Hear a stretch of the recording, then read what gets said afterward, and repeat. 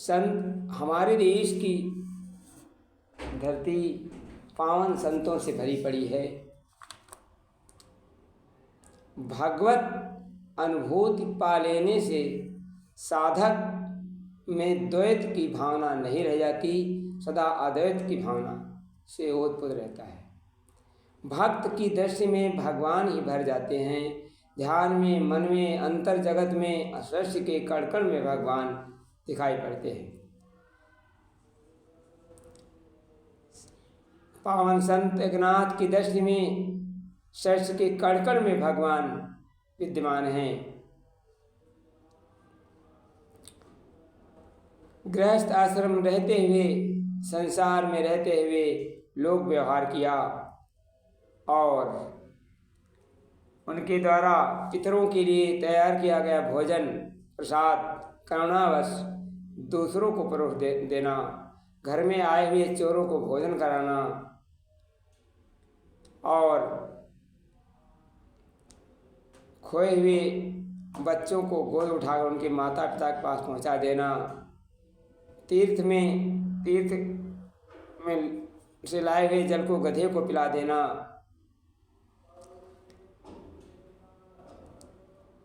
अद्भुत व्यवहार था।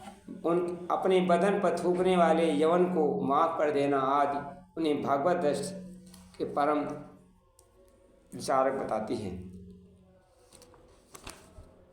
संत एकनाथ एक ऐसे उच्च कोटि के संत थे।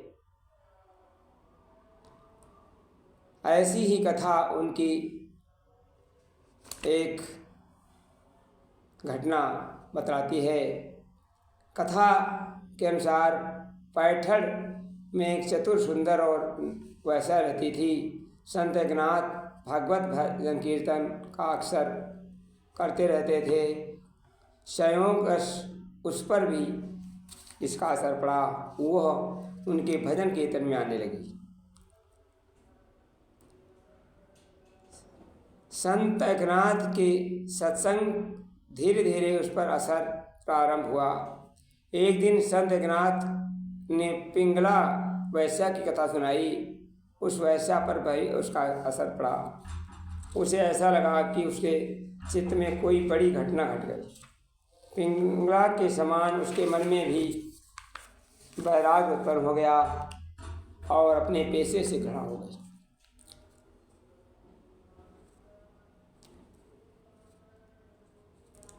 उसके हृदय में हलचल होने लगी।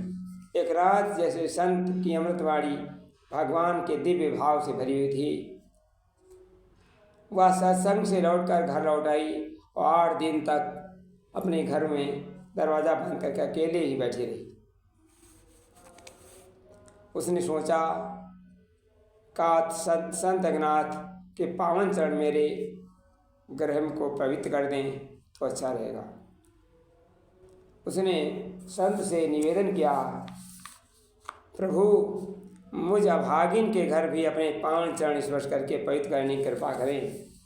एकनाथ बोले, हाँ क्यों नहीं। और वैसा कहकर वो अपने शिष्य के साथ उसके घर में प्रवेश किया। महाराज को उसने चौकी बैठाया। संत दरवाजे पर रोमांचित होकर खड़ी हो गई और संत एकनाथ ने मौन रहे और उसको एक मंत्र, रामकृष्ण हरि का मंत्र दीक्षा देकर सत्कर्म कराया और जिसके प्रभाव से 10 वर्ष तक कठिन तपस्या से वो भगवत दृष्टि को प्राप्त हुई।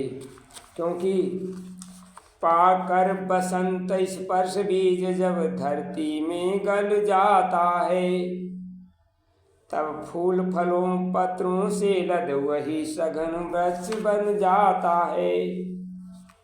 पाकर वादक मधुर स्पर्श जब वीणा झंकृत हो जाती, तो मधुर रागिनी से इस जग में को सम्मोहित करती। पाकर सद्गुरु की कृपा दृष्टि ये जीवन धन्य बन जाता है। सत्संग समुद्र में डूब मनुष्य भव सागर तर जाता है। हे बहुत भागा वही बीज जो धरती पे अंकुरा न सका, है बहुत भागा वो मानो जो कृपा गुरु की पा न सका। जीवन सारा खो गया करके वाणी विलास, बिना प्रेम रस को चखे किसकी बुझती प्यास। धन्यवाद। भागवत भक्त से सब उस आनंद देने वाली है और किसी भी रस में आस्वादन मत करें, भगवत भक्त की ओर चलें, तभी हमारा जीवन कल्याण को बढ़ेगा। धन्यवाद।